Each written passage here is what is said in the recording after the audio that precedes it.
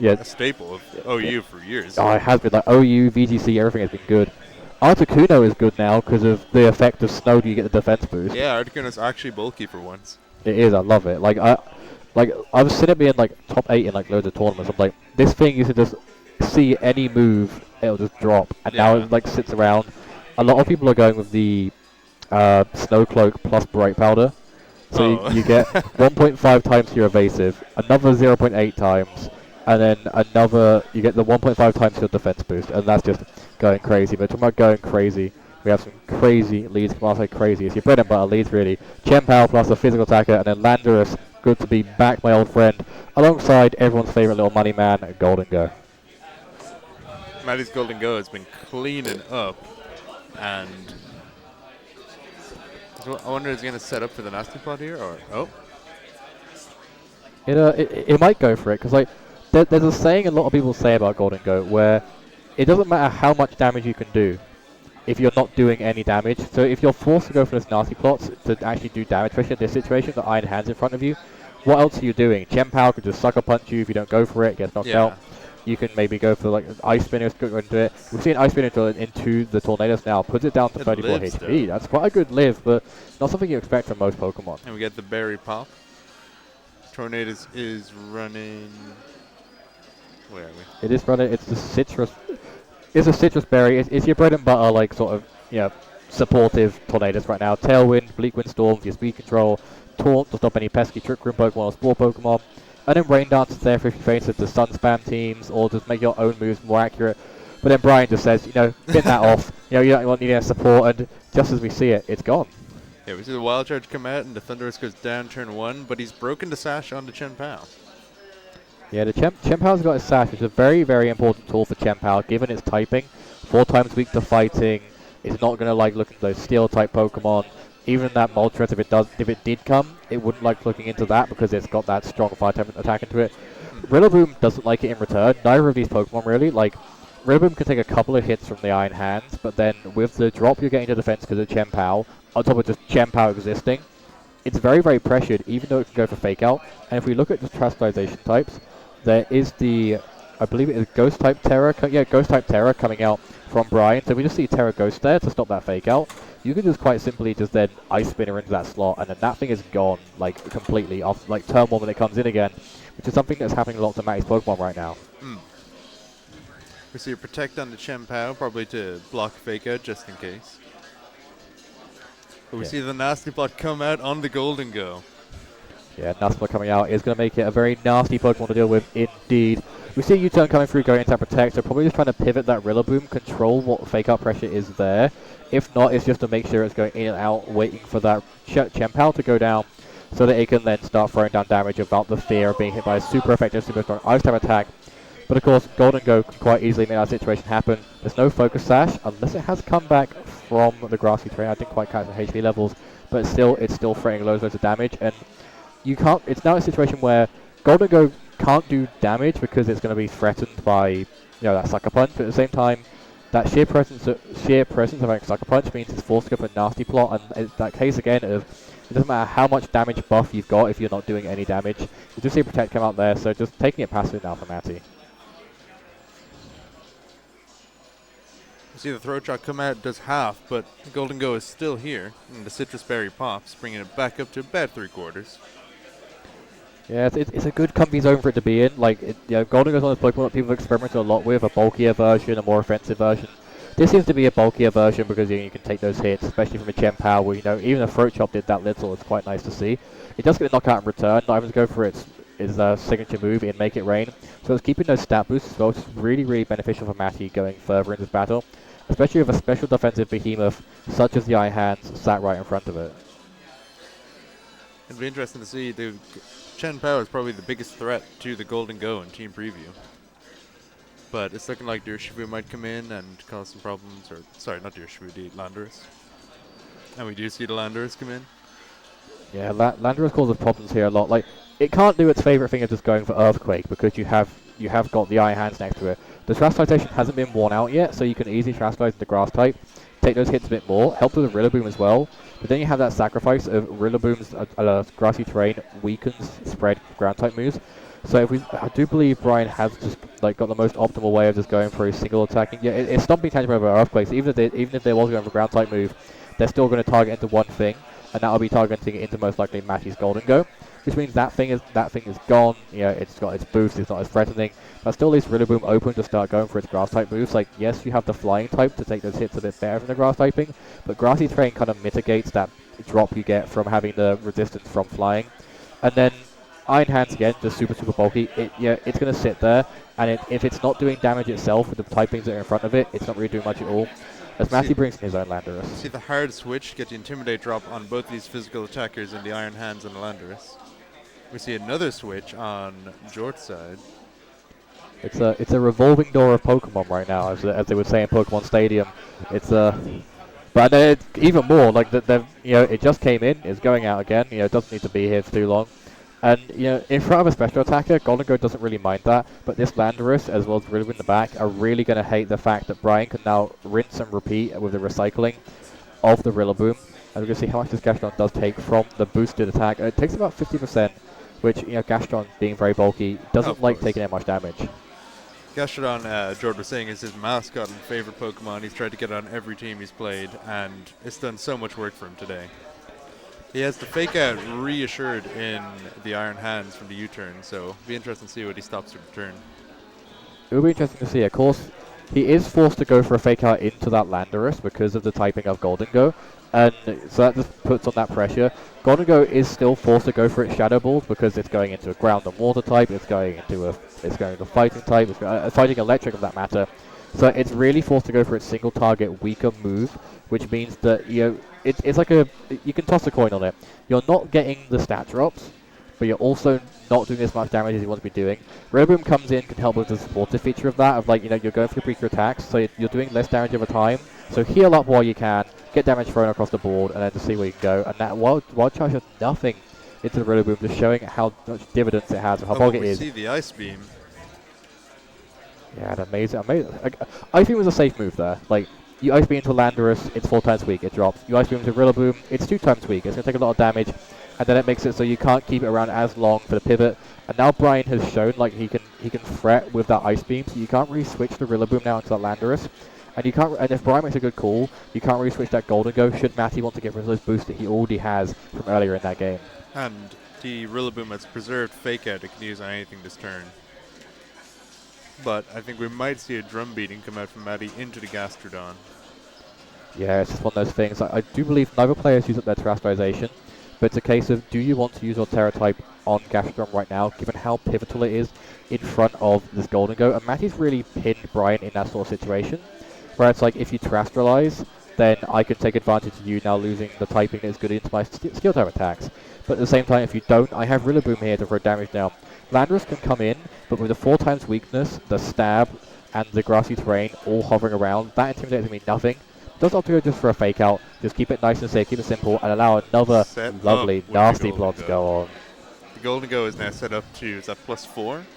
I believe it is, yeah. So even if you go for that make it rain, you're still going to be a +2. You're going to be knocking out or at least doing half to everything on the field.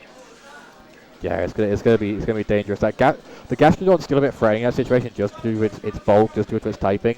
But now you're at +4. We saw how they did about 50% at +2 with a Shadow Ball. +4 is practically double that. You can probably double your 50%.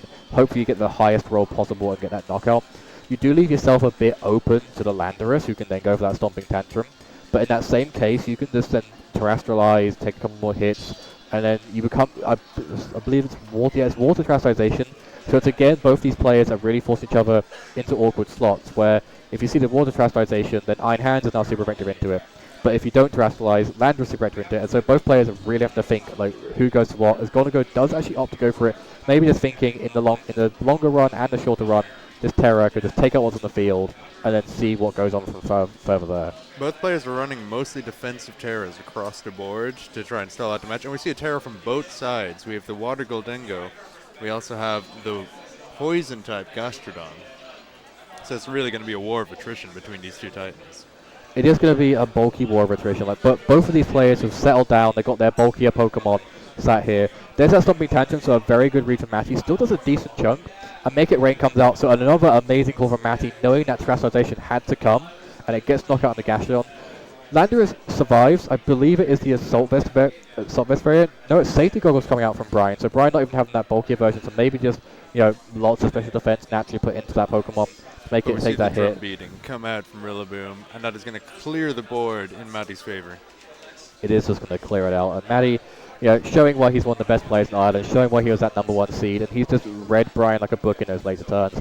Earlier on, it seemed like it was anyone's game. Yeah, it was like, it would go back, that Matty would have a bit of a dominant lead, then Brian would have it, and now it seems that Matty really is in the driving seat of this game. With the Iron Hands on the field, like, you can just start cycling your Intimidate, your Ground type with that Landorus, so you're not going to take much hits, and your Flying type as well, so the Fighting type moves are going to do less damage as well. So it's just a case of who can find it. But Brian does just take a step back and, just a couple seconds to breathe, kind of figure out what can I do in this next game. And, I think given how well they started, I think Brian can maybe actually take this game too and put the pressure onto Matty, given how both these players are our two highest seeded players in the tournament. And Brian's now assessed the threat and seen what Matty's gone for in the Terra type, so he can kind of judge better for game 2 and see if he can get better footing and see if he can make this a best of 3. Yeah, I think this will go to that game 3. Like, we kind of know the tools that are going in. Brian now knows that Matty feeds on the fact that he knows when that Terra comes out.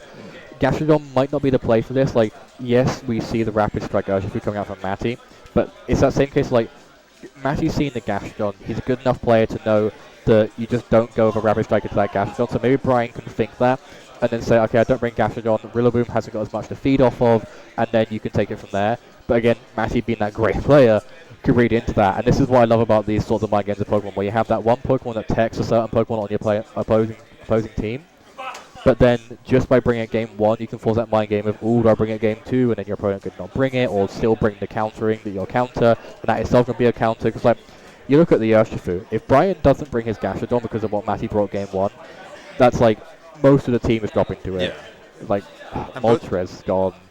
Both players have Intimidate Cycle and Fake Out to preserve the team and extend the match, so both players can really stall this out for a long game if they want to. But it looks like we are seeing the Urshifu come in from Matty. I think, I did see Urshifu come into that slot from Matty. I want to see Moltres come at least once in this best of 3. I want to see Moltres absolutely do work here in something. It's your pre-cooked Christmas turkey. it comes all in one package. But the thing is, it feels like, Brian has been cooking with it. He's cooked very far, and it feels very good to this matchup. Because if you can force a situation where it's Moltres and Gastrodon in front of Urshifu, like, you can't go for your water type attacks just going to go into the Gastrodon. And those fighting type attacks are just going to be eaten up by how bulky the Moltres is, plus the typing it has for it. So, maybe we could see Brian go for that in the late game, because that really does force a sticky situation if he can remove the field. And with the lead he's gone with, which is his powerful, just click physical buttons, something drops, that could be something that comes into play within the early turns of the game 2. But we could see a Fake Out into the Chen Pao, followed by a Nasty Plot to set up, which would put Matty in an absolutely beautiful position. But I think we're going to see... It's coming out. Give it a minute. Of course, both players is thinking to every last second just to see what they go through. Oh, we see the first turn Terra come out. Yeah, I do believe that is Brian. That is Brian going for that Terra. So going for that Terra Ghost. So reading into the Fake Out. Matty could maybe read into that, because like, it's one of those situations where you feel you could fake out the Gem Pal, because it just gives you that position. But of course, faking out the Fake Out Mon, just giving yourself that further pressure. As you see, the Throat Chop goes again into the Golden Go, get a higher roll this time, puts it down to its berry. And Golden Go can now sit around quite happily, because it can go for that Nasty Plot. We can maybe see the Grassy Terrain Beamer, but doesn't even go for it. It goes straight away for the Make It Rain. Doesn't get any knockouts, takes those residual stat drops. And then, you're in a position where I think Matty can sacrifice it now. It's done its job, it's broken sashes, it's thrown out damage. You can maybe pivot it from here, though. Yeah, the Chen Pao is essentially just looking like a Sucker Punch Mon at this point. It might get a free kill on something, but I think Matty could happily double into it here and send Chen Pao packing, still keeping his Terra preserved in the back for a late game. Yeah, you can keep it reserved, keep it for late game. Like, we did see that for both players, like in that game 1, where they saved it at the very late game. Brian fell for that trick that everyone falls for, where if you see a Fake Out Mon, you go for your Terra Ghost turn 1. it didn't pay off too well here. Like, yes, you lost the weakness to the Make It Rain, but you're still then going to be weak to the Ghost type attacks. We do see a Drum Beating coming out, is going to do a nice chunk of damage with the terrain, with the new typing. And with Chempao gone, that's a lot of that offensive pressure that Brian had is now just out of the way, it's gone off the field, and you have to rely on your sheer bulk, which isn't the best thing, given what Pokemon are on this field, but you do see the Wild Charge go straight to that Landorus, so amazing switch there made by Matty. And depending on what Brian brought, of course, Mattie's essentially free to tear through with Golden Go. Now we do see the Landorus come in. Landorus is a good check to Golden Go, of course, but the Terra Water Golden Go, if that's sitting in the back, that could get a lot of pressure onto George's team.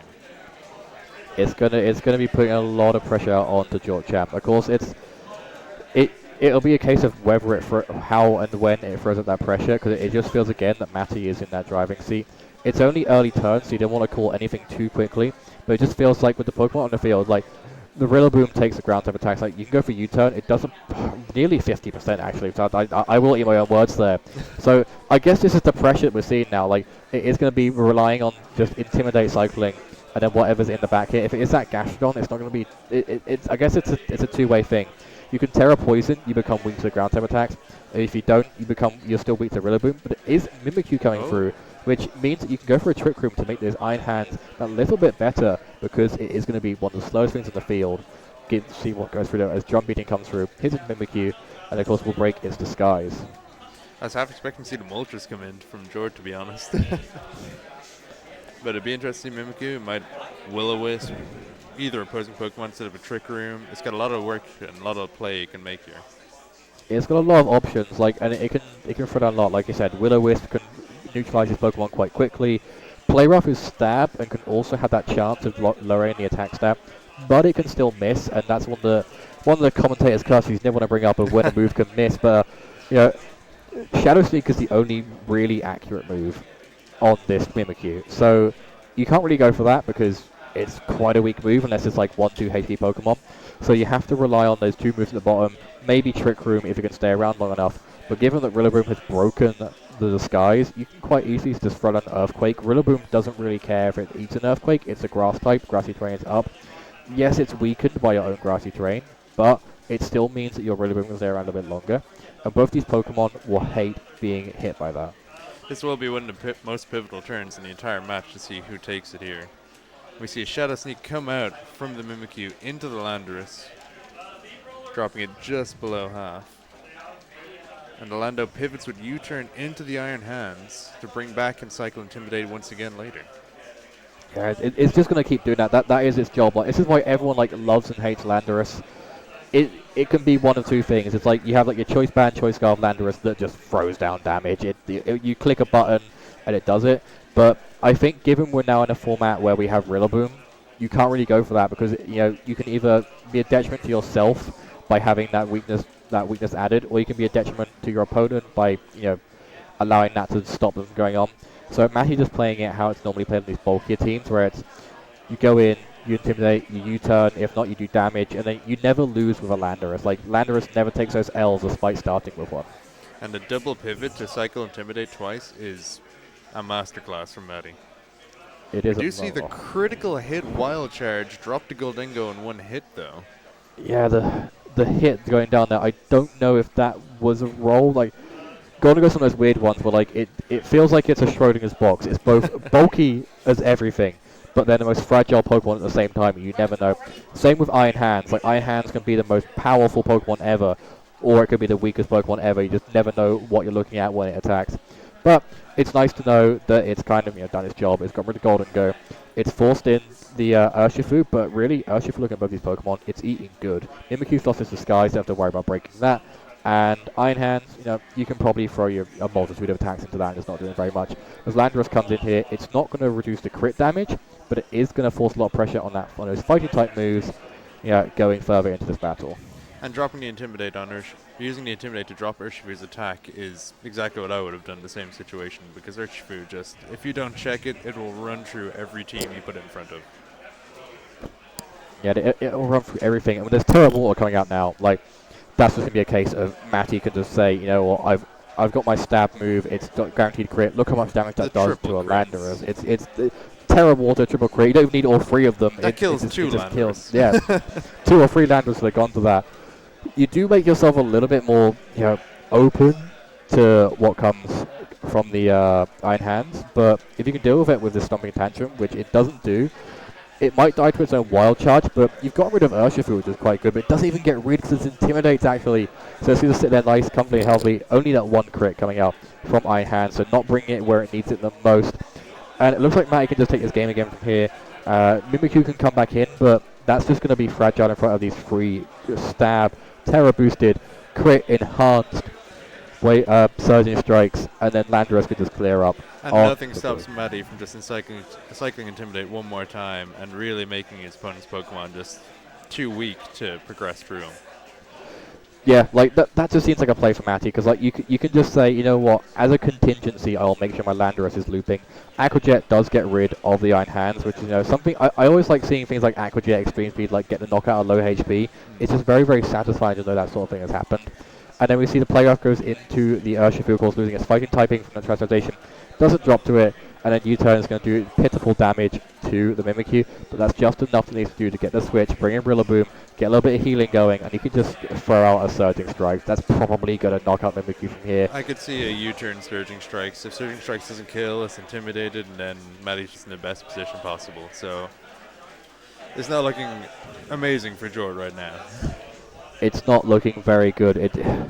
It's a sticky situation. Like, where there's a move, there's a way. Never count a player out, but yeah, like every player knows their routes. Every player, like there's like probably like a tiny percentile chance that something happens. Because Pokemon is Pokemon. Critical hit, Shadow Strike or Shadow Sneak, and absolutely drop anything on the team. Like I wouldn't say it's anyone's game, but it would be a hard match to win. And Jort sees that and forfeits the match. He does forfeit. I did that little animation Mimikyu does at the end where it actually goes back up. If you cancel the game, it goes back upright if it's still on the field. I never knew I did that, but apparently it does now. But yeah, so Matty taking that game quite well and just again showing why he was that #1 seed coming to this tournament.